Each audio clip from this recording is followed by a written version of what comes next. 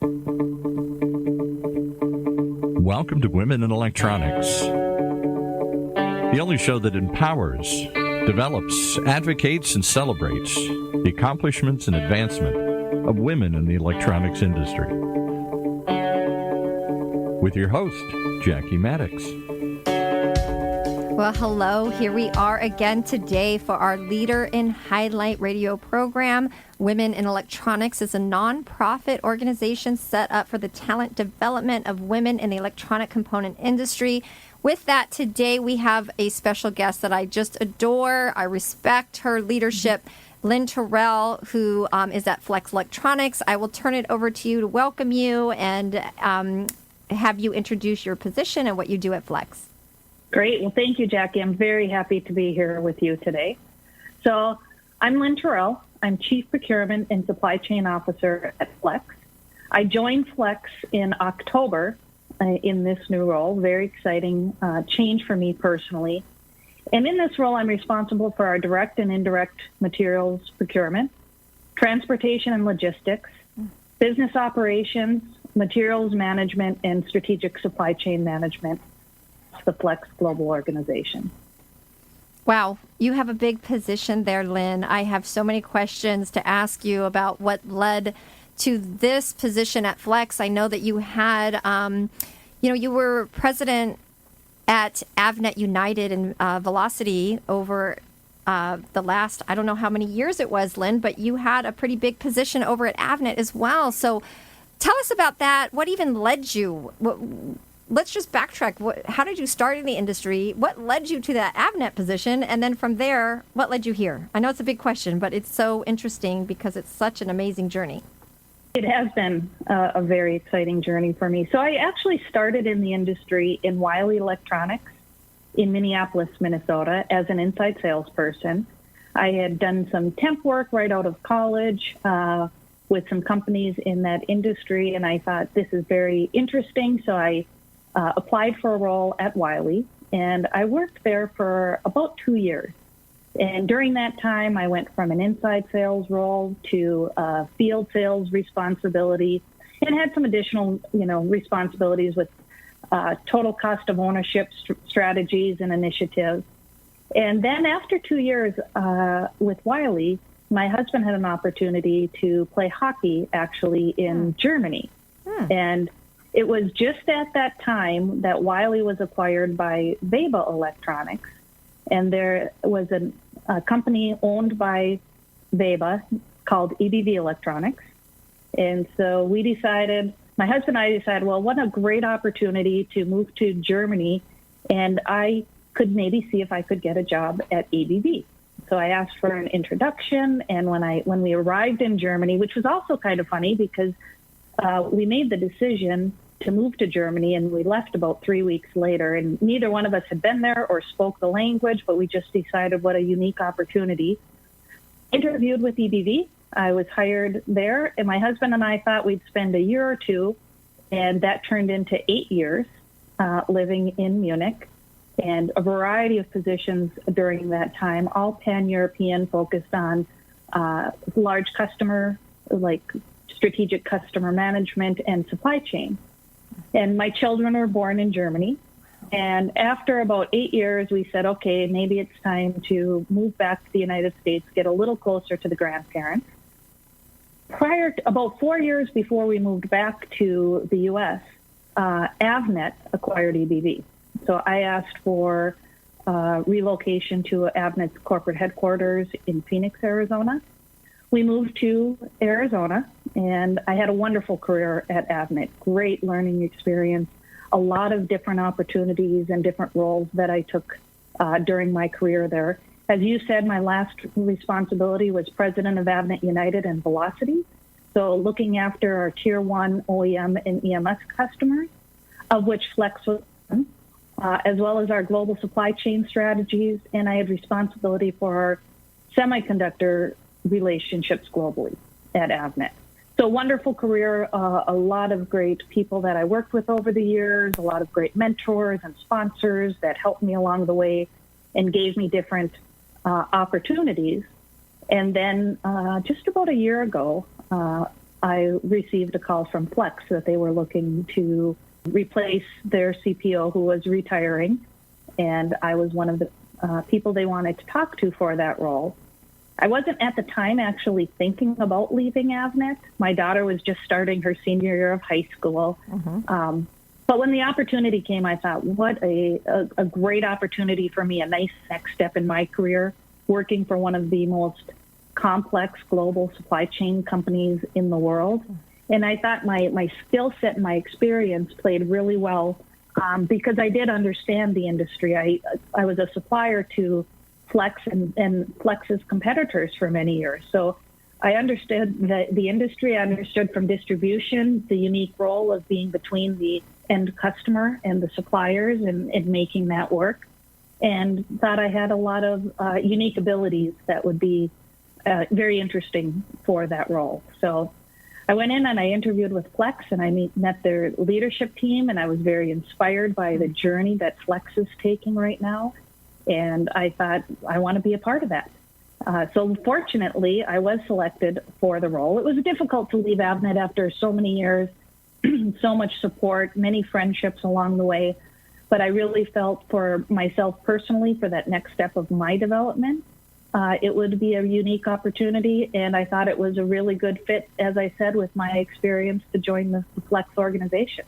And I'm really am having fun in the role. It's interesting joining a new company as an external CPO, being with the company for about 3 months, and then, entering the challenges of a global pandemic with a very complex supply chain. That's my journey. It's been very exciting. I love being part of the Flex organization, have a great leadership team, and really like the culture of the company. So I'm very, very excited to be here. Well, I think that you are the type that also helps to build and instill a good culture too. I think that you are a good leader. I think you've proven that. But you said a couple things I just want to backtrack on real quick. You mentioned that you lived in Munich for 8 years. Again, I love doing these interviews because I didn't know that. With all these things come out. That is critical for advancement in careers. And I think that, when I listen to your story and even you taking the opportunity at Flex, you look at these opportunities with enthusiasm. You see them as oh, yes, that's exciting. It's something I think that more women should capitalize on instead of seeing something as oh, maybe can I do that, or an obstacle. It's this is an amazing opportunity. Yes, take it with full force. Be excited. Don't look at the negatives. Look at what it could be. So I love that you tend to rise to the occasion. You take on challenges, even just with you moving to Europe, to Germany. How many people do that, really? And you and your kids were born there. I didn't know that. Again, I didn't know that. So, but let's backtrack. You said your husband was playing hockey? Yes. Is he a professional hockey player? Yes, he was a professional hockey player. He was drafted by Vancouver, I want to say 1987, but he played mostly in the minor leagues in the U.S., in the IHL and the AHL, and then there was an opportunity to play in the Deutsche Ice Hockey League. And we actually, when we had to make the decision, it's kind of funny, when you're playing minor league hockey, you get a contract each year, and so you have to decide between where you want to go. And so we got a few offers because he was a free agent, and one of them was for a team in Germany. And we were living in Minneapolis at the time, and we're from a small town in northern Minnesota. And when we had to make those decisions, we would say, let's get in the car. We're not going to get out of the car until we make a decision, because at some point you just want to get out of the car. Mm-hmm. And for that one, I think it came through on a Friday, that opportunity. So we said, okay, let's get in the car. And let's drive to Hibbing, because we may have to tell our parents we're moving to Germany in a few weeks. It might be easier to do that in person. And we were maybe in the car for 1 hour, and we just said, why would we not take this opportunity? Who will, when we're 80 years old, look back and say, oh, I really am sad I spent that year living in Germany. So we approach a lot of our decisions like that.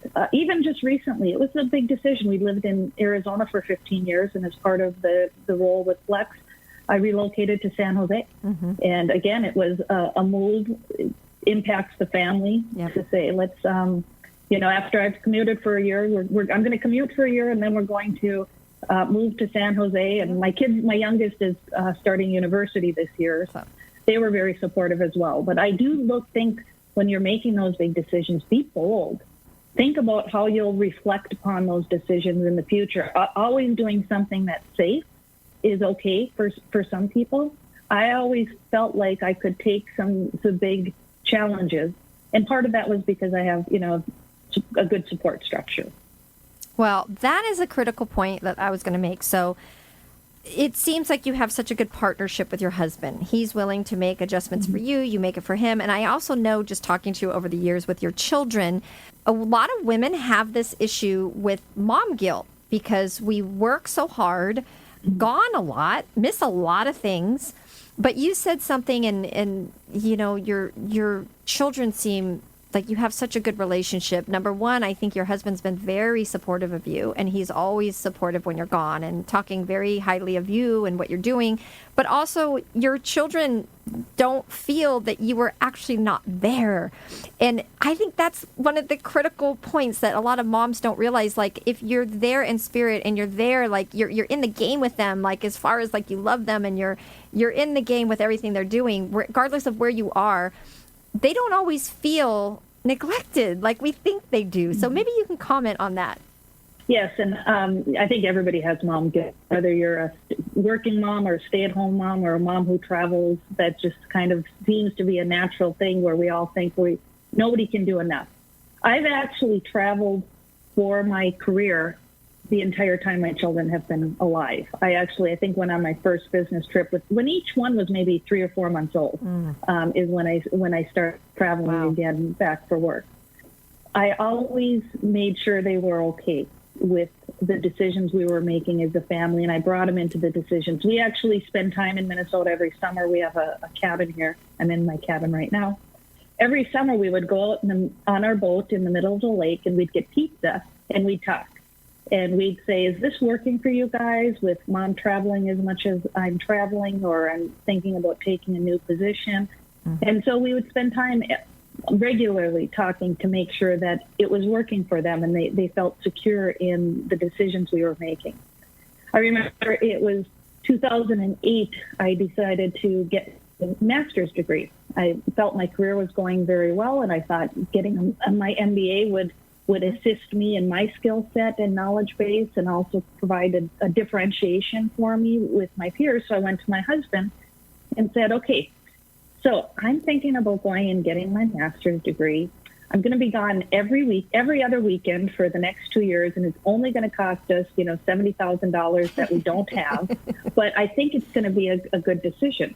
And he was very supportive of that. And even when I was going to school and getting my master's, the same way my kids would come home and show me their homework or their test scores, I would show them how I was doing. I would share with them the test scores or things that I was working on. So even when I was going to school, we made it very much of a family affair and a family decision. It was interesting. My daughter is just graduated from high school, and we were talking a few months ago. And she actually said in her memories, I was always there, that I didn't miss anything. And what's interesting is I did miss a lot. I missed recitals here or different activities or sporting events through the years when I would be traveling. But she doesn't remember me missing anything. She always remembers me being there. And I thought that was very sweet, because I do know that when I'm home, I'm very engaged. I always made a point, even if there was a lot of work to do when the children were young, shut the computer off, have dinner, do bath time, spend time with them, even if it meant I would stay up late after they went to bed or wake up early. So I think I put some pressure on myself, but I was always there with my kids and engaged with them. And when my daughter told me in her memories, I was always there, I thought that was just a wonderful message that I wanted to share. Oh, I love that. And I think it takes the burden off so many women, because it is really hard to be a woman, have a family, be gone a lot. That burden, the guilt is sometimes overwhelming. And I think it's what prevents women from going to the next phases, but I love your idea of the family plan, always checking in. You can do it. You just have to be very conscious along the way of how you're doing this. But another thing before we wrap up, we just have a few more minutes, and gosh, again, I probably have to schedule another part. I'd love to talk to you about more things, but you had mentioned something the last time we talked about self-advocacy versus arrogance. And this is an area I think a lot of women need to hear, because we're not typically as good about promoting ourselves because we feel like we want to be humble, right? So can you comment on that? Because I think this has helped you in your career, this balance you've been able to maintain.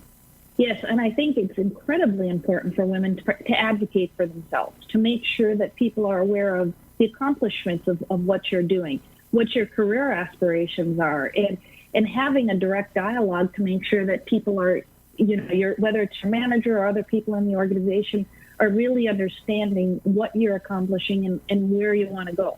And it is very difficult because sometimes, I can, in the past, I've had times where I truly felt I was just being very, very factual and taking advantage of an opportunity to highlight things I'd been working on with senior executives. But then you get a message like, oh, be careful, you don't want to come across too arrogant. And I would always think about that a little bit. And I do think there is, a slight difference in how men approach things versus women approach things. But I think it's important to self-advocate. It is important to do that humbly as well.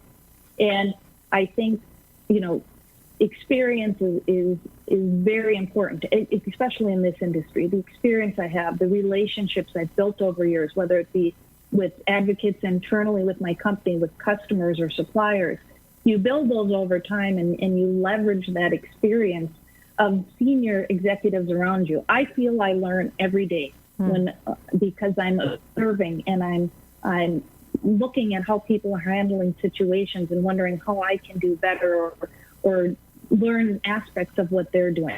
So I do think women really do need to take charge of their career. I've always had a plan. I've always had ambitions, and I've articulated them with my management team. I said where I want to go and had very clear communications about what areas then I would need to strengthen and what areas where I'm strong, where I need to continue to leverage. And having that open dialogue and being receptive to that, constructive criticism of areas you need to grow, I think that is very important. But kind of having that plan of where you want to go in your career and what you want to achieve, and then making sure you are self-advocating along the way is incredibly important for a successful career. Yes, and I also think you made an excellent point about being able to hear the feedback. So when you have your support system, as you had mentioned, are you hearing the constructive criticism or feedback or whatever it might be? I think that can be challenging for women too, because we tend to be perfectionists and we don't want to make a mistake, but it's always good to keep adjusting along the way. But also, as we're wrapping up, I just wanted to ask you, so you were one of the original when we first were starting Women in Electronics. I mean, literally, we were like, we had nothing. We didn't even have a website or anything. And I remember you were a supporter, and I just wanted to end by asking you, what benefit do you think Women in Electronics has in this industry and just women's groups as a whole? Like, how valuable do you see that moving forward as we progress in the industry? Well, I think the opportunity to network with other women in the industry is incredibly important. Early in my career, my network was the mothers of my kids' children, as opposed to other, professionals in the organization. And it was as I really got to more senior levels of the company where I was able to network in industry events. And that changes things. That's where you're really in a position to develop and strengthen further relationships, whether it's customers, suppliers, competitors, learning more. I wish I would have had that opportunity earlier in my career to branch out, to ask questions, to get advice, to find people who really want to help succeed and are willing to give you that feedback that you need and support that you need along the way. And I think that the networking opportunity across industry for women in electronics is one of the most valuable aspects of it. It's, like I said, it's certainly something wish I would have had earlier in my career. Well, thank you for being here. Wish we could talk to you longer. We have our Women in Electronics mentorship program. That's an industry-wide program that I wish I would have had as well. And so I'll be nudging you, Lynn, to get involved with be a mentor because we need to be inspired by women like you. And I feel like you probably can attest to the same.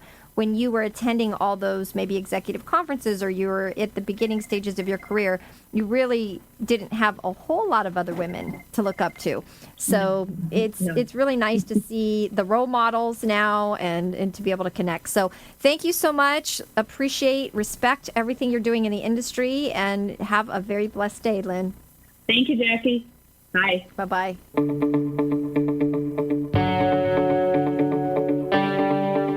You've been listening to another episode of Women in Electronics, right here in Orange County's only community radio station, octalkradio.net.